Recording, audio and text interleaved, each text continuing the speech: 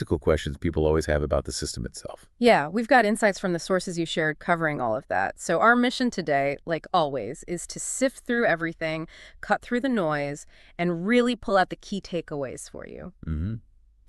We want to make these pretty complex topics understandable quickly and thoroughly.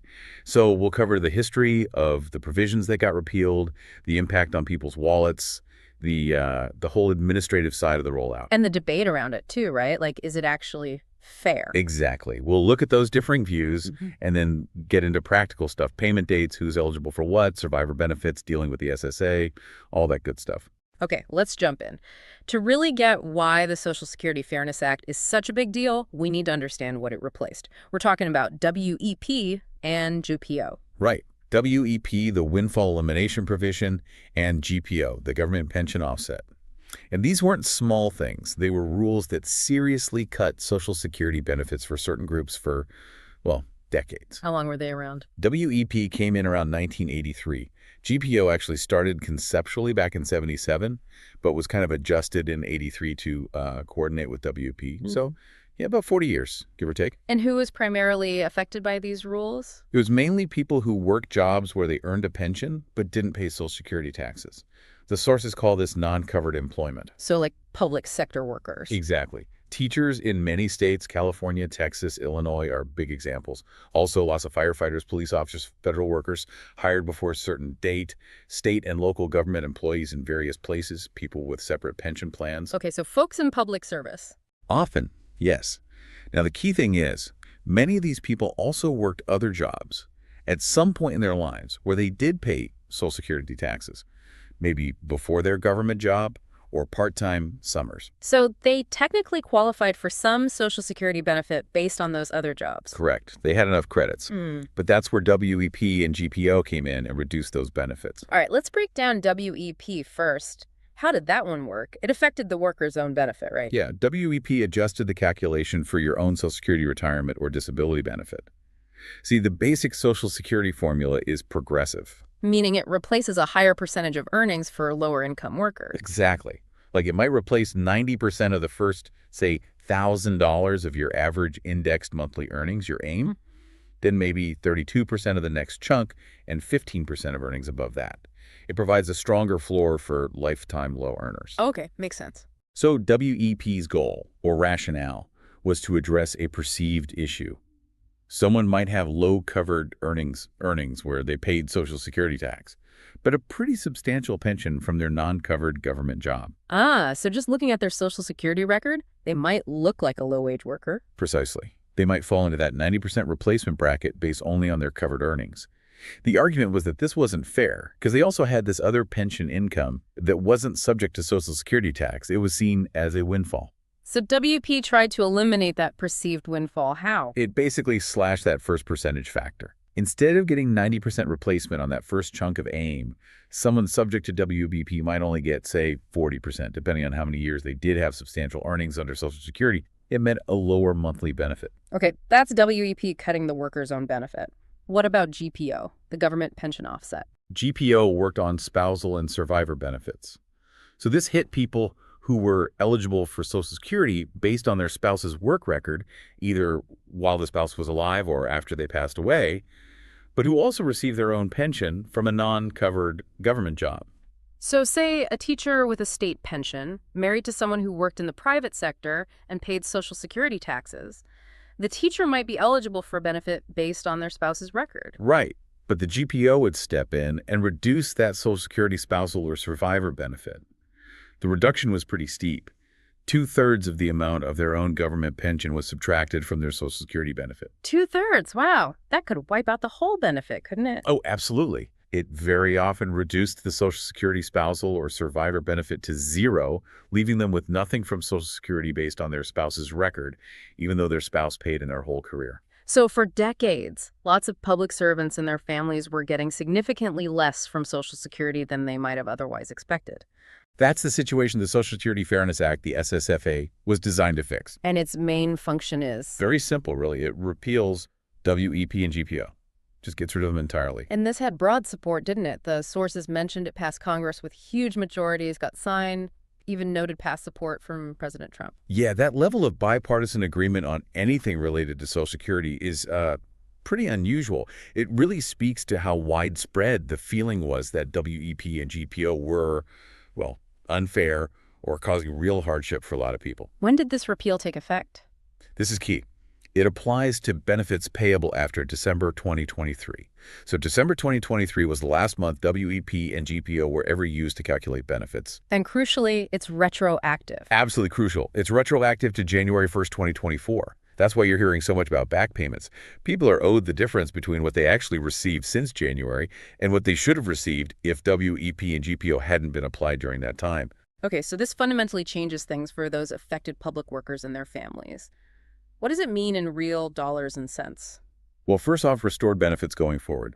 Their monthly Social Security payment is now calculated as if WEP or GPO never existed. Starting from January 2024, that reduction is just gone. It just means a higher monthly payment for most of them. Definitely. The sources give some pretty significant average increases. For those hit by WEP, the average monthly boost is estimated around $360. And for GPO? Even bigger impact there, typically. Spousal benefits are estimated to increase by about $700 a month on average. And for survivor benefits, one source projected increases up to $1,190 per month by the end of 2025. Over $1,000 more a month for some widows or widowers. That's potentially life-changing. It really is. Now, these are averages, so it's important to remember that. Some people might see increases much larger than that, maybe well over $1,000 a month. But others might see a much smaller adjustment, maybe only a few dollars, depending on their specific situation, their earnings, their pension amount, how much the offset was hitting them. Yeah. One source said some might see very little change. So it varies wildly. And then there's the retroactive payment, the lump sum? Yes, that one-time payment covers the money withheld from January 2024 until whenever the SSA actually updated their monthly benefit amount. And getting those payments out has been a massive job for the agency. What do the numbers look like on that rollout? Pretty impressive, actually. The sources indicate over $14 billion in these retroactive payments have already gone out. $14 billion. Wow. Yeah, and somewhere between 2.2 and 2.5 million people have received those payments so far. It seems like the bulk of the processing is done. Estimates range from about 87% to 91% complete. So most people affected have gotten their back pay. What's the average lump sum amount people are seeing? The averages cited hover around $6,700 to $6,900. One source mentioned Ohio's average was a bit higher, maybe $7,300 or so. But again, averages can hide a wide range. Totally. The sources give examples like one person might get a few $100 back while another gets, say, $21,000. It just depends entirely on how much WEP or GPO was reducing their benefit each month during that retroactive period from January 2024 onwards. Were there specific states where this was more concentrated? Yes, states with lots of non-covered public employees saw the highest volume. California, Texas, Ohio were mentioned specifically, places with many teachers, state workers, etc., not in the main Social Security system for those jobs. Looking beyond the immediate cash, what does this mean for the financial well-being of these folks? It's a huge boost in financial stability and, frankly, predictability. Getting their full Social Security benefit makes retirement income more reliable. It might mean they don't have to draw down savings as fast or rely quite so heavily on just their pension. Easier to plan for the future, I imagine. Absolutely. It simplifies things. Before, you had this complicated offset calculation. Now, their Social Security benefit is figured more like everyone else's based on their covered earnings. And for families, especially with the GPO repeal, it really strengthens that spousal and survivor safety net. Making sure a surviving spouse gets the full benefit they're due based on their partner's record, without their own pension cutting into it. Exactly. That GPO reduction could be devastating for survivors. Restoring that full benefit provides a much more secure foundation after losing a spouse. Okay, so the benefits are clear. But getting this done for millions, recalculating, sending payments must be a huge lift for the Social Security Administration. How did the rollout actually happen? Well, the process really kicked off earlier this year, around February to April 2025, according to different source timelines. The good news is that most of it, the vast majority of cases, could be handled through automated computer system adjustments. That's how they managed to process payments for over 2 million people relatively fast. But not everyone's situation was simple enough for the computers. Right. The SSA identified about 200,000 cases described as complex that needed manual processing by SSA staff. These might involve tricky earnings records, people getting multiple benefit types, things like that. And what's the timeline for those complex cases? When can those folks expect resolution? The SSA's official projection is that they'll wrap up the manual adjustments for these complex cases by early November 2025. So if your situation is complicated and you haven't seen the change yet, there's still some time within their expected window. Does this huge push to fix the WAP GPO issue cause delays elsewhere in the SSA's work, processing new claims, for instance? That's an interesting point where the sources showed a bit of divergence. The SSA's official stance is that they're prioritizing SSFA without disrupting other essential services, bringing in extra resources. Some accounts, apparently from within the agency, according to one source, suggest that, reality might be tougher. Prioritizing such a massive task could inevitably lead to some slowdowns in other areas just due to the sheer workload. So we're presenting both perspectives here, the official assurance and the potential internal strain. How are people being notified about these changes? The SSA is mailing out notices to everyone getting a retroactive payment or a change in their monthly benefit. But interestingly, the sources point out you might actually get the money in your bank account before the letter arrives in the mail. So the payment might beat the notice. Yeah, it happens. Also, some people might get two separate letters, maybe one saying WPGPO is gone and another detailing the payment amount and new benefit calculation. So if someone thinks they should be affected by this, maybe worked as a teacher or firefighter and they haven't heard anything or seen a change yet, what should they do? First and foremost, check your info with SSA. Log into your My Social Security account on SSA.gov Me account.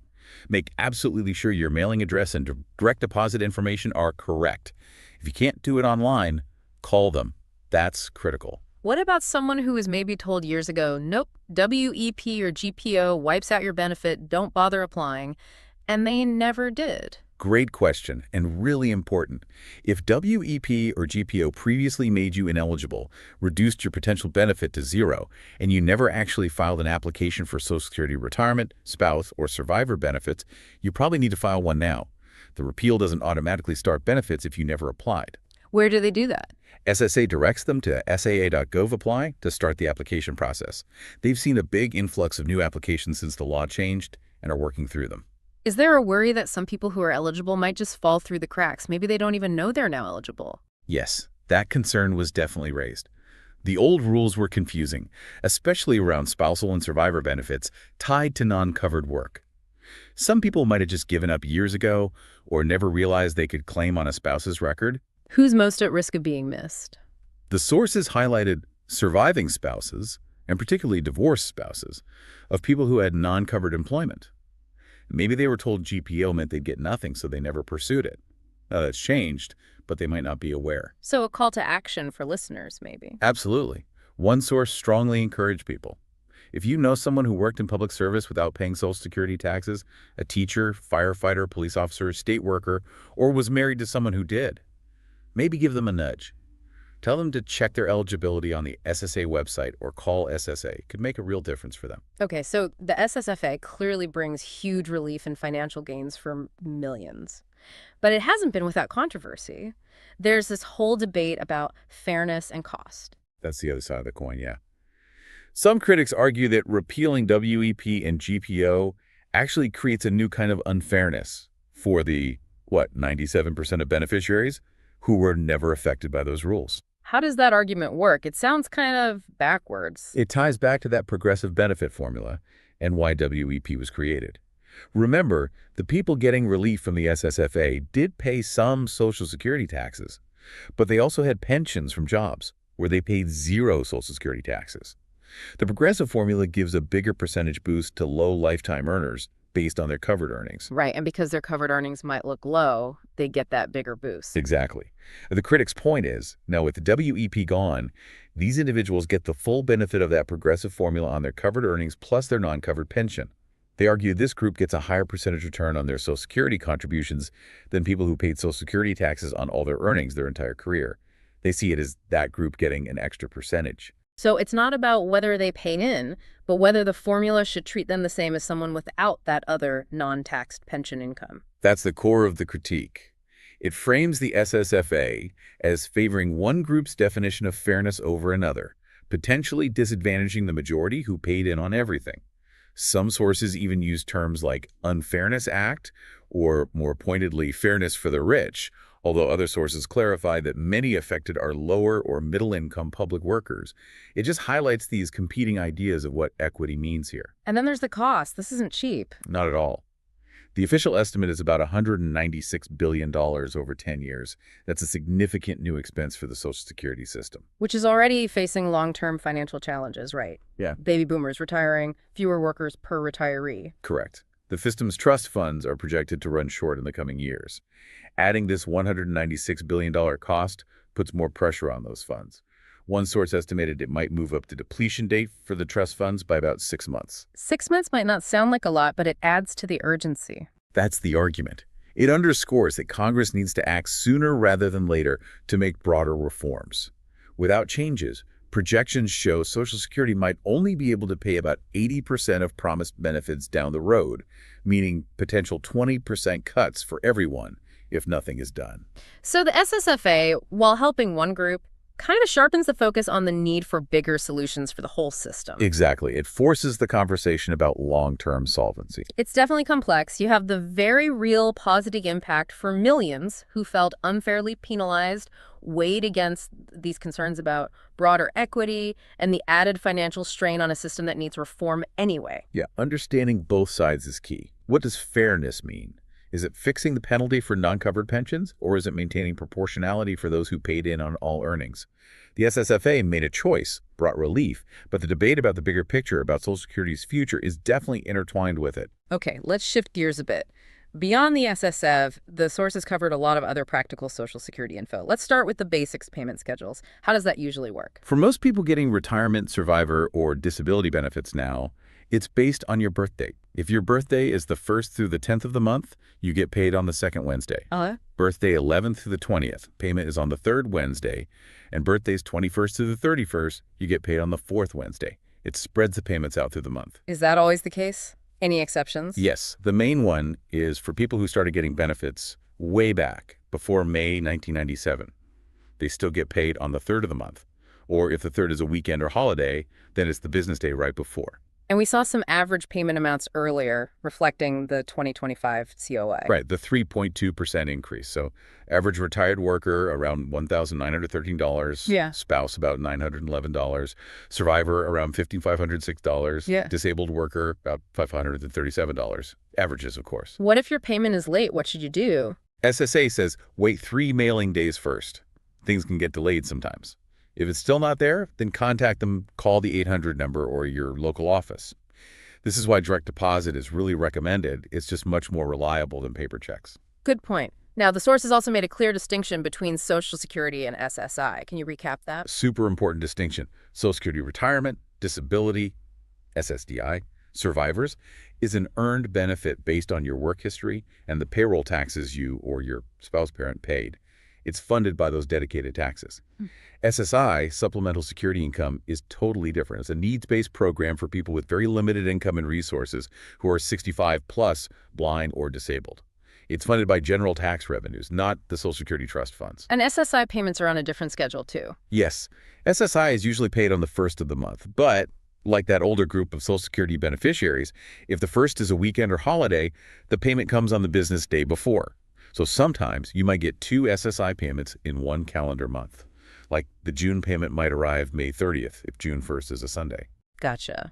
And there was a rule about applying for other benefits if you're on SSI. Right. If you receive SSI, but you also become eligible for another benefit, like Social Security retirement or survivor benefits, you must apply for those other benefits. You can't just choose to stick with SSI if you qualify for something else. And if your SSI stops? SSA has to send you a letter explaining why. If you don't get one, call them.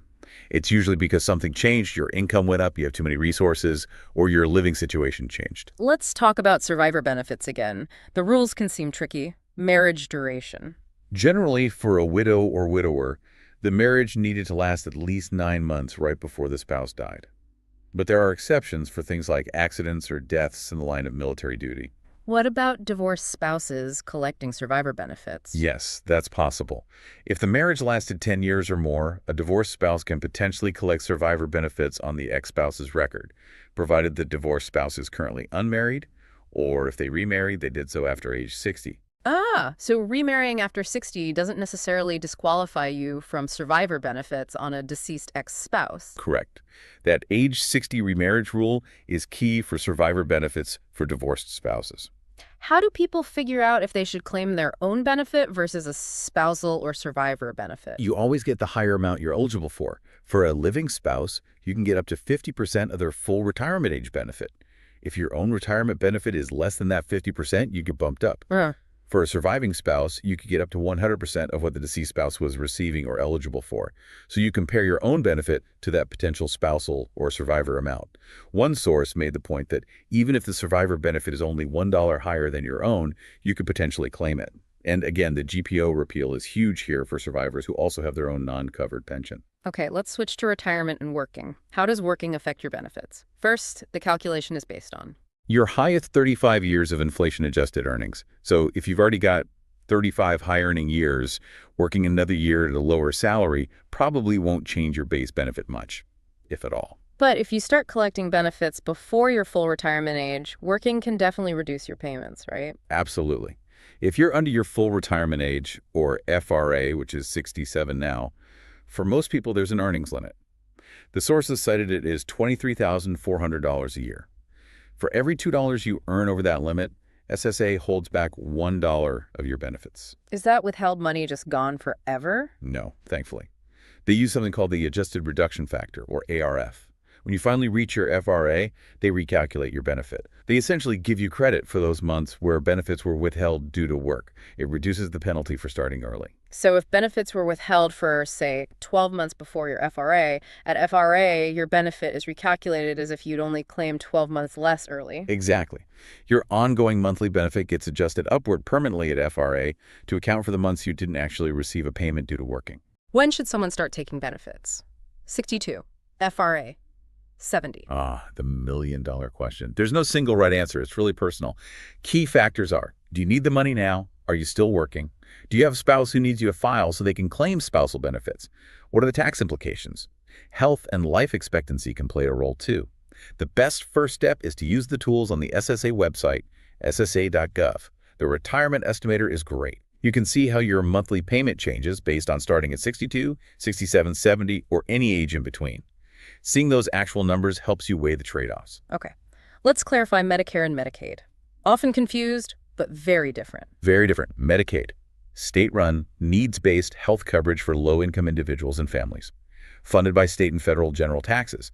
You deal with your state agency for Medicaid. And yeah, sources mention potential future cuts to Medicaid funding. And that a state recovery thing. Right. Medicaid to state recovery. States can try to recoup costs for long-term care, like nursing homes, from a person's estate after they die. It often targets the house. Rules vary hugely by state. And there are ways to protect assets, like irrevocable trusts set up well in advance. That 5-year look-back period is important. Very complex area. Got it. And Medicare. Medicare, Yeah. Federal health insurance, mainly for 65 plus or those with disabilities, funded primarily through payroll taxes and premiums. Eligibility usually tied to work history. Part A, hospital insurance, is usually premium-free if you paid Medicare taxes, and it's mandatory if you're getting Social Security. You can't opt out of Part A if you're on Social Security. But Part B, medical insurance, is optional. Yes, Part B covers doctor visits, outpatient care, etc., and has a monthly premium. You can decline Part B. But if you decline it when first eligible and don't have other creditable coverage, like from a current employer plan, check SSA's definition, you'll face a penalty if you sign up later. What kind of penalty? A permanent one. It's a 10% increase on your Part B premium. For each full year you could have had Part B but didn't and lacked creditable coverage. That penalty lasts for life. Plus, you can usually only enroll during the general enrollment period early in the year. So delaying Part B without good reason can be costly. And within Medicare, people have choices like supplement versus advantage plans. Right. After you have original Medicare, A and B, you can either get a Medicare supplement Medigap plan to help cover deductibles and copays, or enroll in a Medicare Advantage Part C plan, which is run by private insurers and often includes drug coverage and extras, but usually has provider networks. What's the difference in doctor access? Generally, if doctor accepts Medicare, they accept Medigap plans. Advantage plans have specific networks you need to use. Sources mention some doctors are dropping certain Advantage plans, so checking networks is crucial. Also a note for people on SSDI getting Medicare before 65. Getting a Medigap plan can sometimes be harder in certain states due to pre-existing condition rules that don't apply to Advantage or ACA plans. Okay. And just to confirm, VA disability benefits. Do not affect Social Security eligibility or amount. Totally separate. It sounds like navigating all this can be tough, especially with SSA facing challenges. What did the sources say about that? Yeah, understaffing at SSA is a recurring theme. It leads to delays processing claims, answering phones, getting appointments.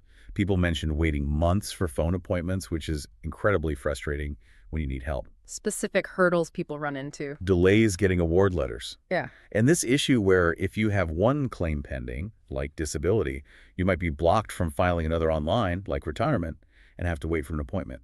It creates bottlenecks. So best advice for getting help or info. Keep trying the official channels, but definitely use the website, SSA.gov, as much as possible. Create your My Social Security account. It has tons of info and lets you do many things yourself 24/7. The sources also debunked some myths, like needing to go into the office monthly. Totally false. Seems like a misunderstanding related to filing new claims or reporting changes.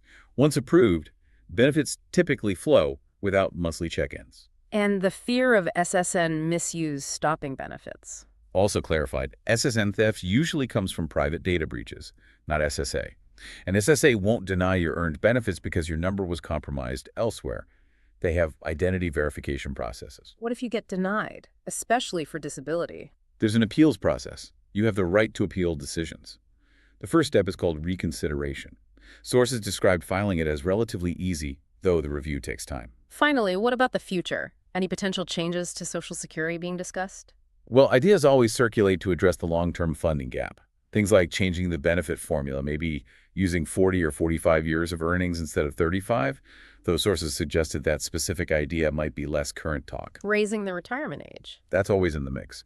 Other big ideas mentioned include means testing benefits for higher earners, or raising or eliminating the cap on earnings subject to the Social Security payroll tax. But the underlying message seems to be that inaction isn't sustainable. Decades of not addressing the projected shortfall mean that without significant reforms relatively soon, those potential across-the-board cuts become more likely. The SSFA, while necessary for many, adds to the overall cost pressure, making the need for broader action even more urgent, according to some perspectives. Wow, okay. We've covered a massive amount of ground today, from the huge impact of the Social Security Fairness Act repeal of WEP and GPO, to the nuts and bolts of the payment rollout, the complex debate around fairness and cost. And then diving into all those practical details, payment dates, SSI versus Social Security, survivor rules, working while retired, Medicare, navigating the agency. It's a lot, but hopefully breaking it down helps. Absolutely. So the key takeaways for you listening. If you think WEP or GPO might have affected you or someone you know, especially if non-covered public service was involved, definitely check with SSA or use SSA.gov. Make sure your contact info is current. And for everyone, just understanding how your benefits work, the payment schedules, the different types like Survivor or SSI, it's all crucial for managing your finances and interacting with the system. Stay informed. Being proactive really matters here. And that leaves us with a final thought, something to mull over from everything we've discussed today. Considering the debate around the SSFA's fairness, its cost, and the undeniable need for broader Social Security reform to ensure solvency, what do you think is the fairest path forward? How can we ensure the system is stable and adequate for everyone now and for generations to come? It's a huge question, touching on economics, fairness, intergenerational equity. Definitely something worth thinking about. Indeed. Thank you so much for joining us for this deep dive into Social Security. We hope it's given you a valuable shortcut to understanding these really important issues. Welcome to The Deep Dive. I'm Paul. And I'm Rachel. Today, we're really digging deep into Social Security. There have been some major developments lately, and it affects, well, millions of people. That's right. We're going to focus particularly on the Social Security Fairness Act, a really big piece of legislation. We'll look at what it does, how the payments are rolling out, and, also tackle some of those practical questions people always have about the system itself. Yeah, we've got insights from the sources you shared covering all of that. So our mission today, like always, is to sift through everything, cut through the noise, and really pull out the key takeaways for you. We want to make these pretty complex topics understandable quickly and thoroughly. So we'll cover the history of the provisions that got repealed, the impact on people's wallets, the whole administrative side of the rollout. And the debate around it too, right? Like, is it actually fair? Exactly. We'll look at those differing views and then get into practical stuff, payment dates, who's eligible for what, survivor benefits, dealing with the SSA, all that good stuff. Okay, let's jump in. To really get why the Social Security Fairness Act is such a big deal, we need to understand what it replaced. We're talking about WEP and GPO. Right. WEP, the Windfall Elimination Provision, and GPO, the Government Pension Offset. And these weren't small things. They were rules that seriously cut Social Security benefits for certain groups for, well, decades. How long were they around? WEP came in around 1983. GPO actually started conceptually back in 77, but was kind of adjusted in 83 to coordinate with WEP. So